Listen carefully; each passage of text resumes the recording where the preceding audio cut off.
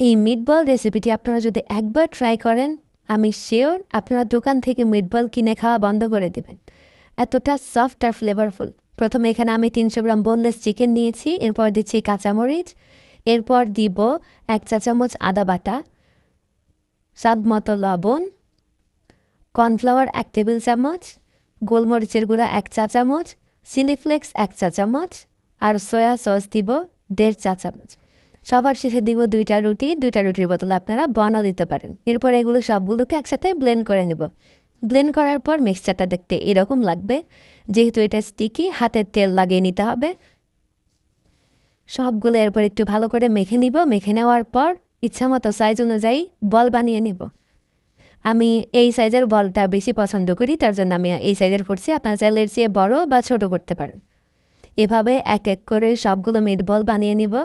আমার এখানে 300 গ্রাম মুরগি দিয়ে 22 পিস মিটবল হয়েছে।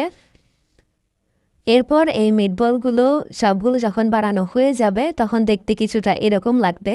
এরপর এগুলোকে সিদ্ধ করতে দিতে হবে। চুলায় আমি আগে থেকেই পানি সিদ্ধ করতে দিয়েছিলাম। এটার মধ্যে এক এক করে মিটবল সবগুলো দিয়ে সিদ্ধ করে নিব 10 মিনিট।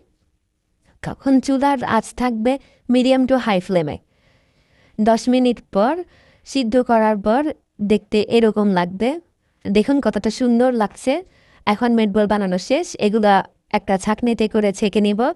আপনারা চাইলে এই মিটবলগুলো এতটুকুতেই ফ্রিজারে সংরক্ষণ করতে পারেন, ঠান্ডা করে রেখে দিবেন একটা বক্সে করে। আর আমি কয়েকটা মিটবল ভেজে দেখাচ্ছি।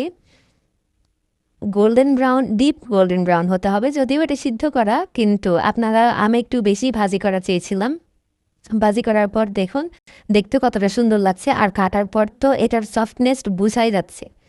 আশা করি আপনারা সবাই ট্রাই করবেন।